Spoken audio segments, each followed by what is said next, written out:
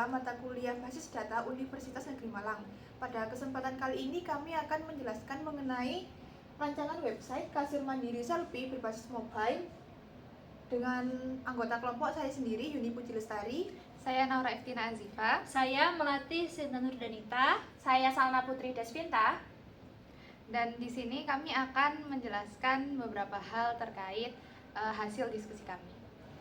Nah, di kehidupan sehari-hari kita kan sering banget yang namanya melakukan belanja, terutama di toko-toko retail.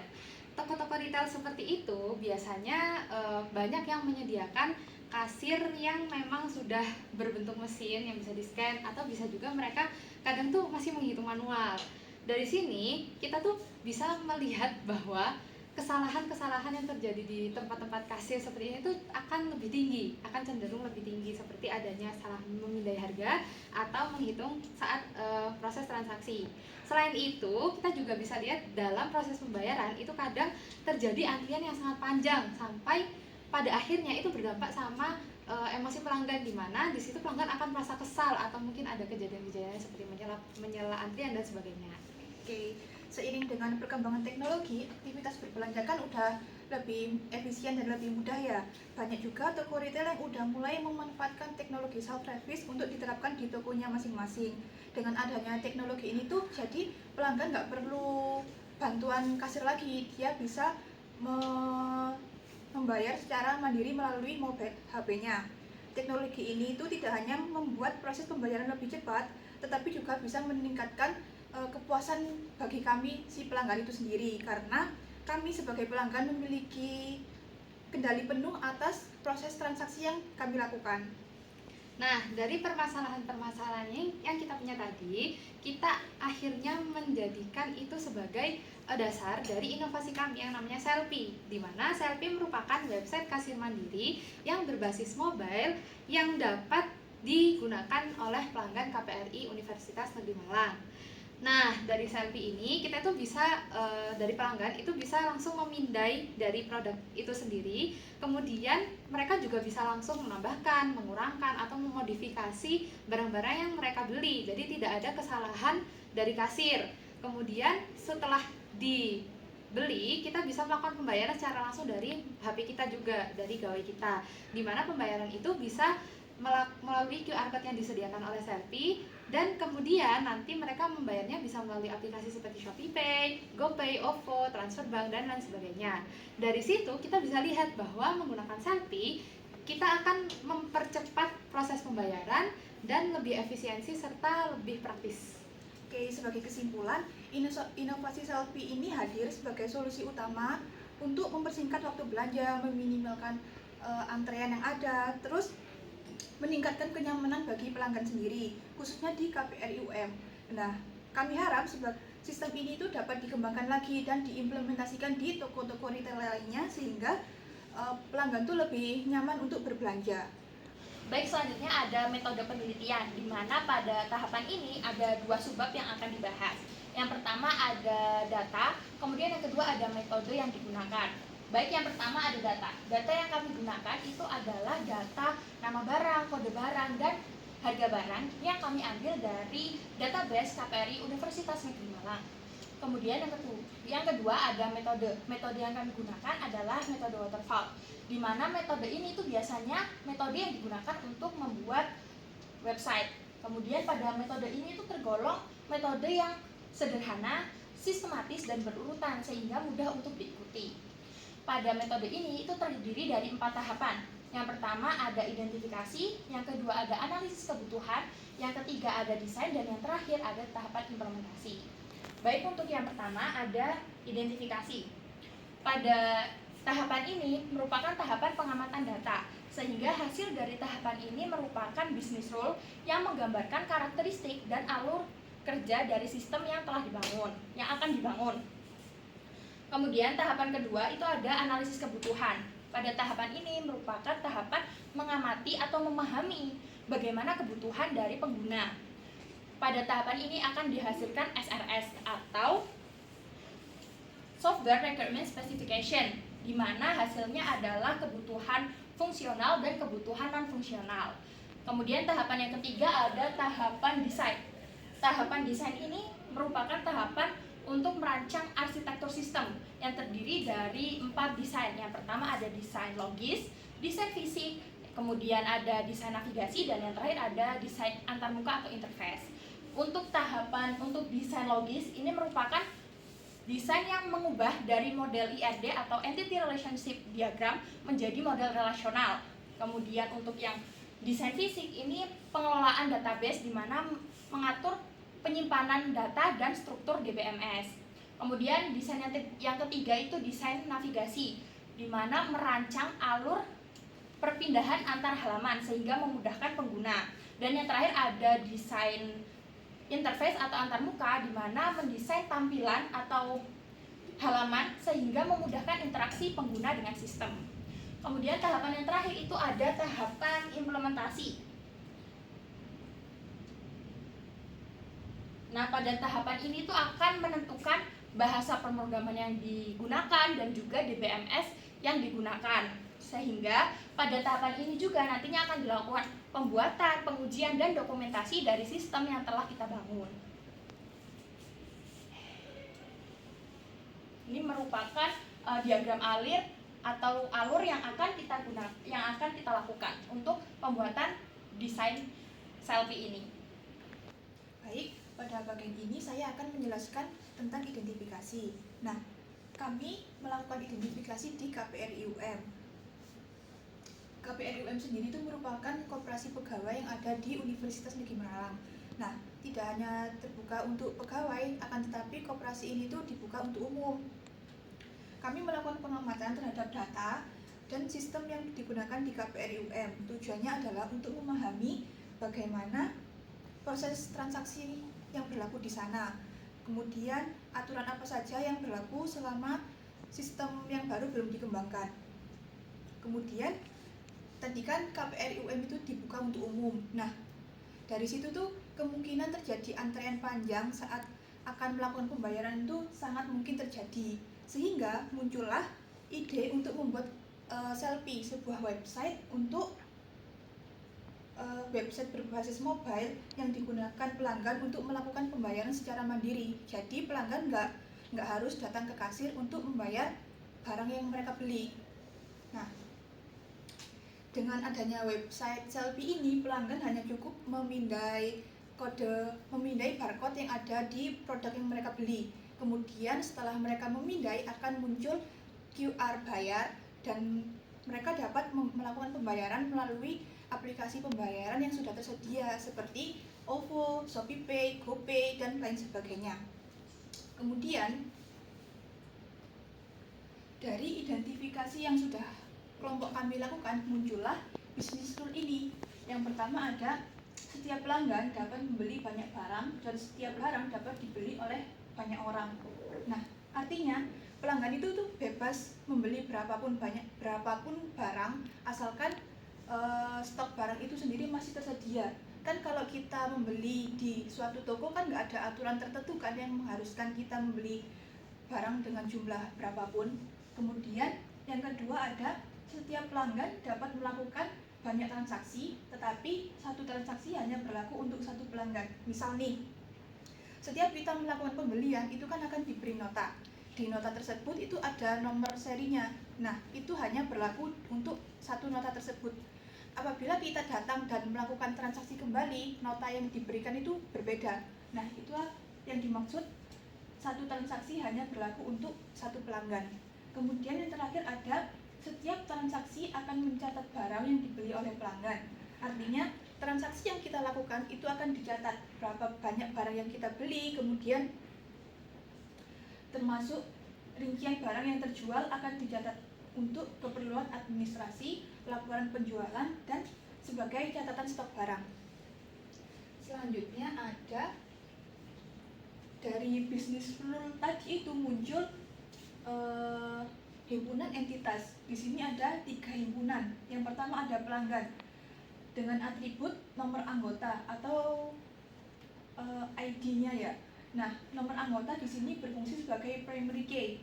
Kemudian ada nama anggota, email, password, dan nomor telepon. Yang kedua ada barang. Ada kode barang yaitu barcode-nya tadi. nama barang, kategori barang. Kategori ini kayak kategori alat mandik atau kebutuhan pokok dan sebagainya, serta ada stok barang. Yang ketiga ada transaksi. Nah, dengan atribut nomor nota sebagai primary key. Nah, seperti yang saya sebutkan tadi, setiap transaksi kita akan mendapatkan nota yang di mana di dalam nota tersebut tuh ada nomornya sendiri. Nah, itu di sini disebut sebagai nomor nota. Kemudian ada tanggal transaksi, kode barang, dan jumlah barang yang dibeli serta total harga.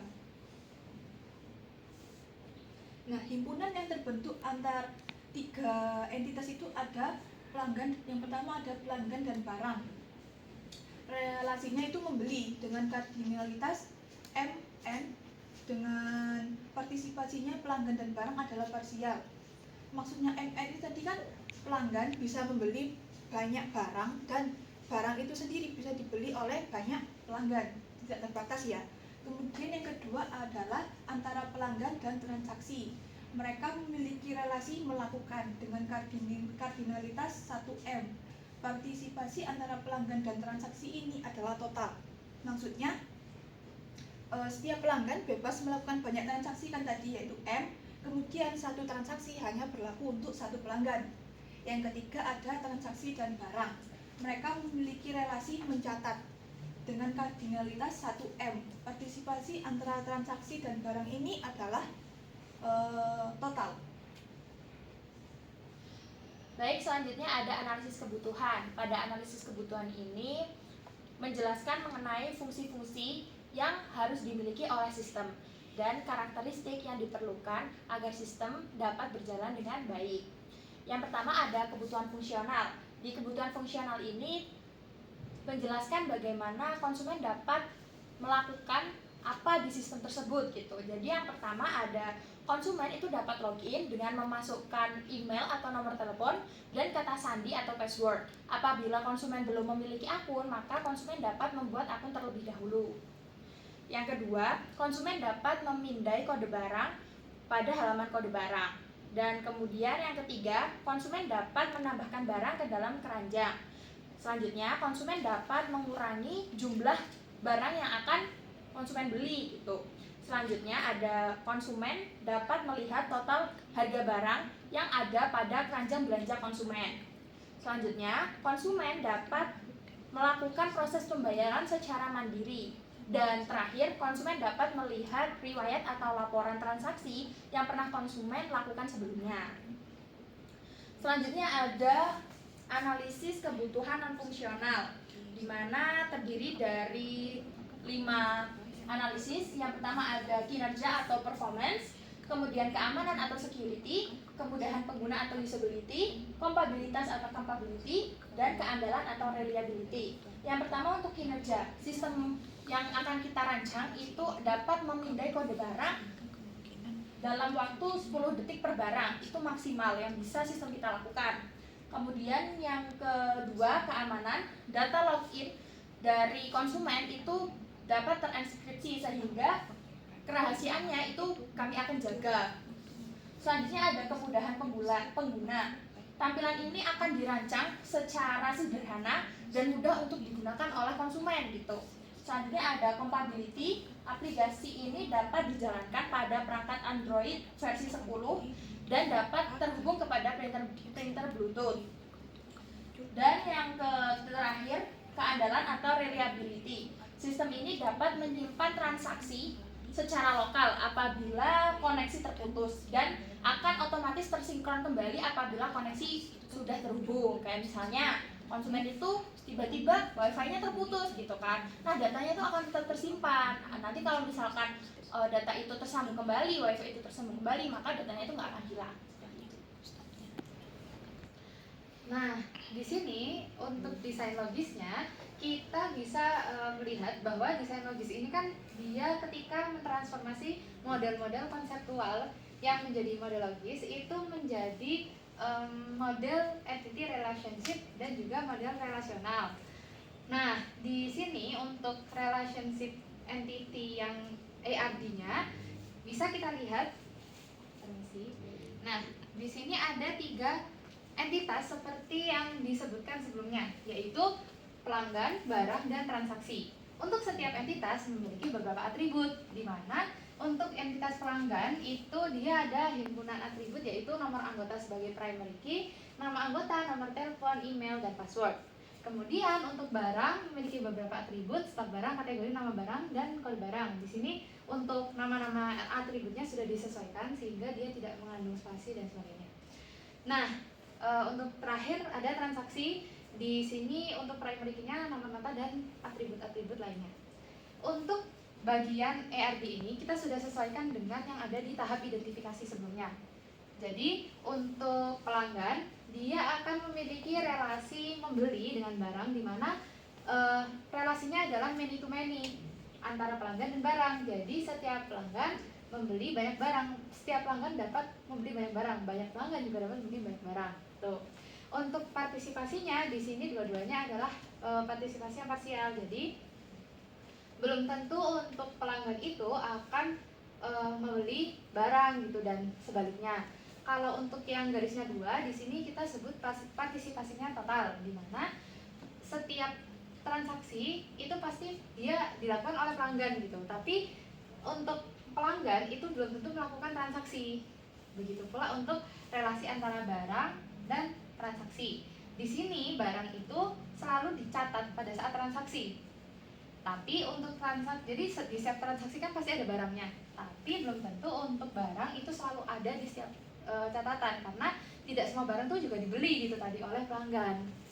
Selanjutnya di sini kita bisa lihat untuk pengubahan diagram ERD-nya ke diagram IR ke diagram relasional.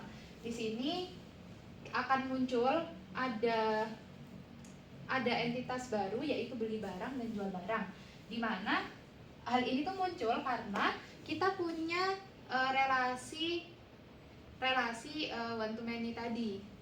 Jadi untuk beli barang di sini isinya adalah primary key dari transaksi dan primary key dari pelanggan dan barang. Untuk jual barang isinya adalah primary key dari transaksi dan juga dari barang. Jadi ini nanti jual barang itu dari hubungan one to many-nya antara transaksi dan barang. Kalau ini dari pelanggan dan barang gitu. Jadi nanti ini membacanya untuk nomor anggota, dia yang pertama ini akan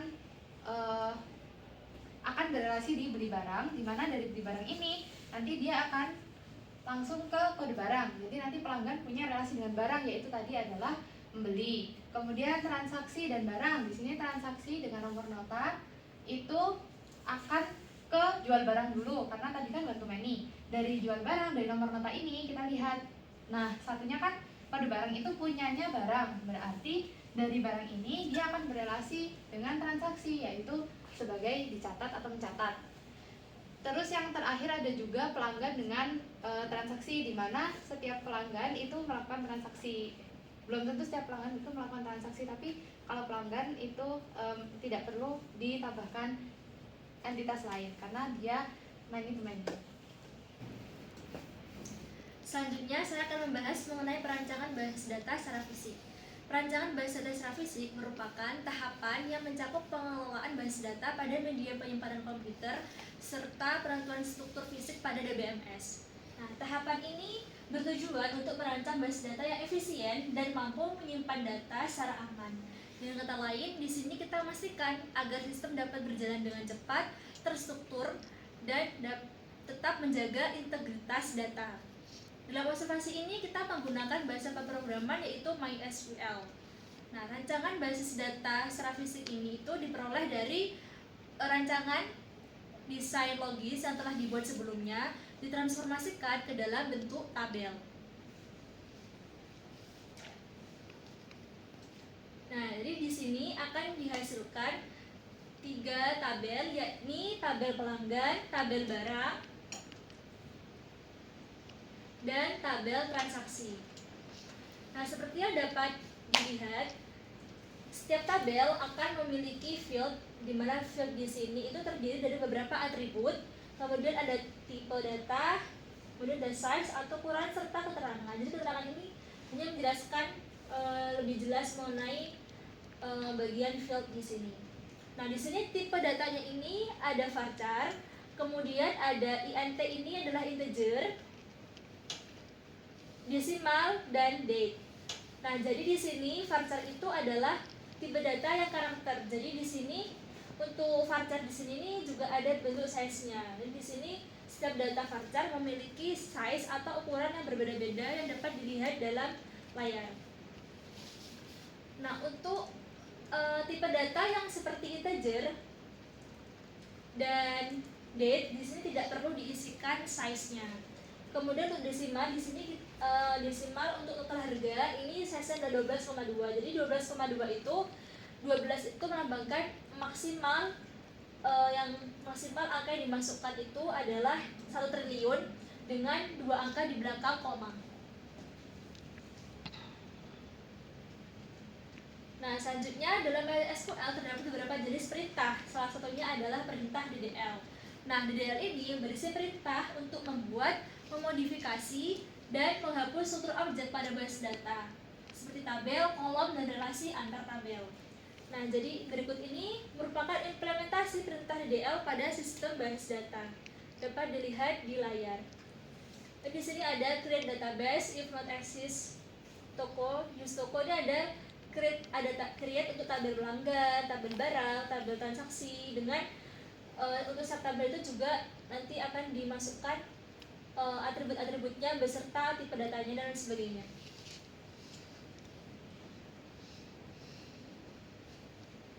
Kemudian lanjut ke bagian desain navigasi.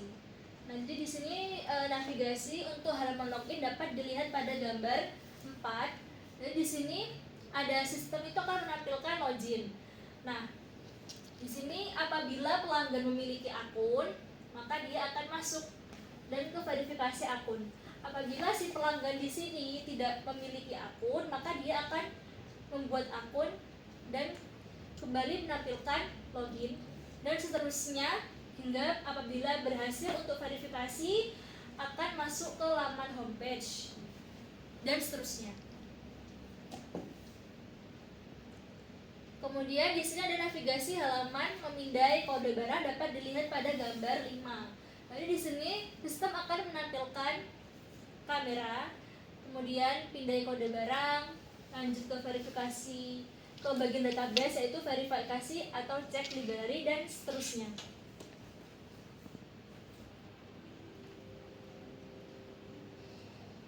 Kemudian di navigasi halaman keranjang, di sini hasil navigasinya dapat dilihat pada gambar 6. Di sini sistem akan menampilkan halaman di menu keranjang, kemudian akan menampilkan data barang, terus menambah atau mengurangkan barang, melakukan pembelian barang, verifikasi.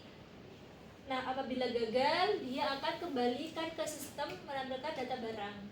Jadi di database ini kan ada verifikasi. Kalau gagal, kembali ke sistem menampilkan data barang. Apabila berhasil, akan lanjut ke menyimpan data barang dan selesai. Kemudian selanjutnya adalah navigasi halaman pembayaran. Dapat dilihat pada gambar 7. Jadi di sini sistem akan menampilkan halaman pembayaran, kemudian akan menampilkan QR bayar, dan seterusnya. Sampai di sini nanti juga ada database yang berisikan verifikasi pembayaran. Jadi apabila gagal, nanti dia akan kembali menampilkan di sistem akan menampilkan QR bayar, dan apabila berhasil, di sini akan lanjut ke pembayaran berhasil, dan seterusnya sampai menyimpan rincian barang. Selanjutnya ke navigasi halaman riwayat dapat dilihat pada gambar 8. Di sini juga akan menampilkan sistem akan menampilkan halaman riwayat, kemudian menampilkan riwayat, terus memilih riwayat, menampilkan, dan yang terakhir adalah menampilkan nota.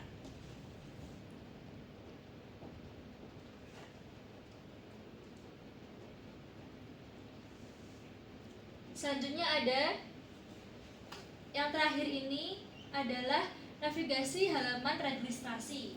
Nah, tadi kan kalau misalkan pelanggan tidak memiliki akun, maka dia kan akan melakukan registrasi. Nah, di sini sistem akan menampilkan halaman registrasi, kemudian pelanggan diminta untuk masukkan email, nomor telepon, kata sandi, ulangi kata sandi, yang kemudian data tersebut akan disimpan di bagian database dan pelanggan otomatis akan membuat akun karena sudah disimpan tadi. Kemudian akan lanjut ke verifikasi akun. Jika gagal, maka akan menampilkan lagi halaman registrasi pada sistem. Jika berhasil, maka akan menampilkan halaman login dan kembali ke yang pertama tadi, yaitu di bagian login dan seterusnya. Baik, selanjutnya kita di sini akan membahas tentang desain antarmuka atau interface. Nah, interface sendiri seperti yang sudah dijelaskan sebelumnya merupakan tampilan muka ketika user membuka website tersebut. Jadi di sini yang pertama untuk desain halaman login, kita bisa lihat di setiap desain itu di pojok kanan atas di sebelah sini itu ada nama aplikasi kita, nama website kita yaitu Selfie. Kemudian di sini untuk memasukkan nomor telepon atau email dan juga kata sandi. Ketika sudah punya akun kita bisa langsung memencet untuk daftar. Ketika tidak punya akun bisa langsung ke daftar akun.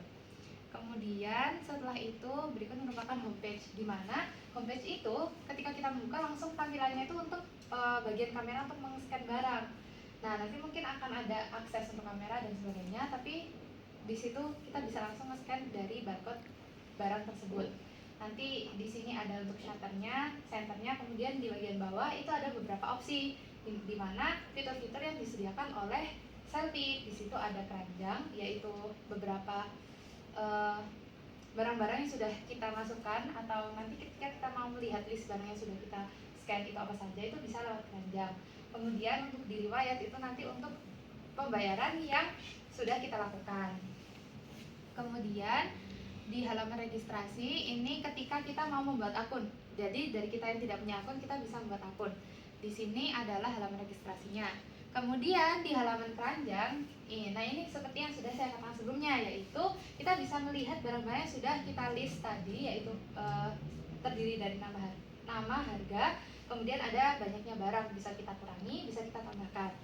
Jadi kita bisa modifikasi sendiri dan kita bisa ngecek barang-barang apa saja yang sudah masuk ke tas belanja kita itu ada apa saja. Kemudian berikut adalah untuk halaman pembayaran.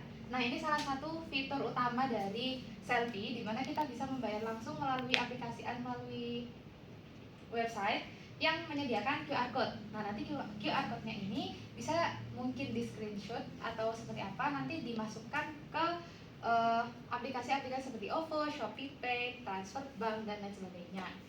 Nanti ketika dia berhasil pembayarannya akan ada pop-up message-nya itu pembayarannya berhasil. Kalau gagal dia akan kembali lagi ke halaman ini untuk diulang. Nah, di sini waktunya itu 10 menit. Jadi nanti dari pelanggan itu diberi waktu 10 menit untuk melakukan pembayaran. Kemudian di bagian riwayat, di sini kita bisa buka di tab riwayat itu, nanti hasilnya itu ada nota-nota yang sudah kita pernah lakukan, transaksi yang sudah pernah kita lakukan. Kemudian untuk matanya akan berbentuk seperti ini. Jadi ada nomor, terus ada tanggal dan waktu, kemudian nama barang, harga, dan totalnya. Tahapan terakhir yang akan dijelaskan adalah tahapan implementasi, di mana pada tahapan ini akan dijelaskan ada 3 sub gitu kan. Yang pertama ada implementasi basis data, kemudian implementasi antarmuka atau interface, dan implementasi program gitu. Yang pertama ada implementasi basis data. Pada basis data penggunaan aplikasi Selfie yang akan kami rancang menggunakan MySQL, yaitu Sistem Manajemen Basis Data atau DBMS, yang menggunakan Structured Query Language sebagai bahasa standarnya. SQL ini merupakan bahasa standar internasional atau ANSI dan ISO untuk mengelola data dalam basis data dengan beberapa versi pembaruan seperti SQL 92, SQL 1999, dan SQL 2003. MySQL ini kami pilih karena dia itu efisien, fleksibel, cepat, aman, dan dapat mengenangani data dengan ukuran besar sehingga cocok untuk digunakan dengan aplikasi berbasis website yang terhubung dengan internet.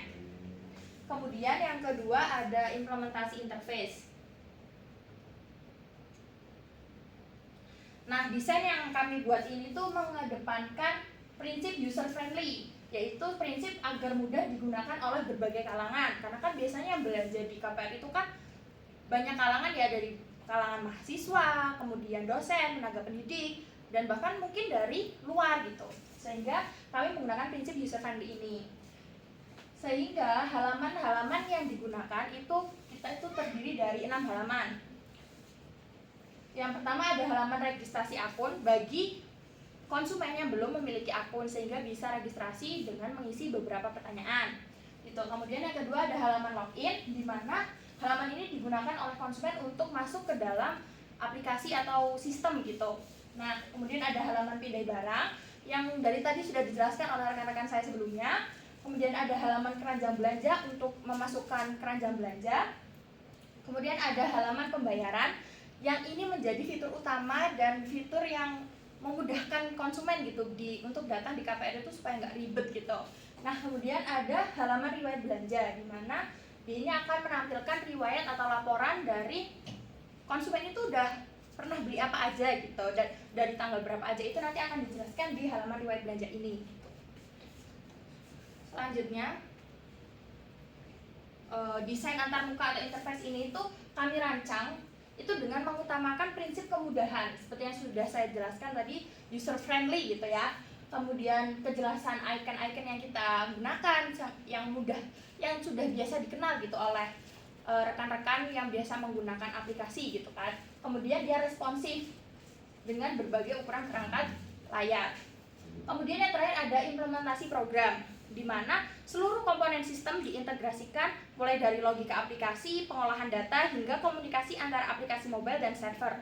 Backend dibangun menggunakan Code Igniter 4 yang terhubung dengan database MySQL melalui API atau Application Programming Interface, di mana pengujian dilakukan menggunakan Postman untuk memastikan setiap endpoint API berfungsi dengan baik. Berdasarkan hasil rancangan yang telah dilakukan, dapat disimpulkan bahwa pengembangan website kasir mandiri berbasis mobile Selfie dirancang untuk membantu proses transaksi di KPR IUM menjadi lebih efisien serta mengurangi antrean yang ditimbulkan akibat kasir konvensional. Dengan menggunakan tahap waterfall, semua tahapan mulai dari identifikasi, analisis kebutuhan, desain, hingga implementasi telah dilaksanakan secara sistematis. Tahap identifikasi menghasilkan bisnis rule serta skema yang mencakup himpunan entitas serta himpunan relasi antar entitas. Kemudian, analisis kebutuhan dilakukan untuk mengetahui fungsi yang harus dimiliki sistem dan karakteristik non-fungsional yang diperlukan agar sistem berjalan dengan baik. Selanjutnya, tahap desain menghasilkan rancangan logis, visi, navigasi, serta antarmuka yang user friendly. Perancangan basis data ini diimplementasikan menggunakan MySQL sebagai DBMS dan diintegrasikan dengan Code Igniter 4. Dengan demikian, hasil penelitian ini menghasilkan rancangan sistem yang telah siap untuk dikembangkan ke dalam bentuk website serta diuji efektivitas dan kinerjanya. Demikian presentasi dari kelompok kami, kurang lebihnya mohon maaf. Terima kasih. Wassalamualaikum warahmatullahi wabarakatuh.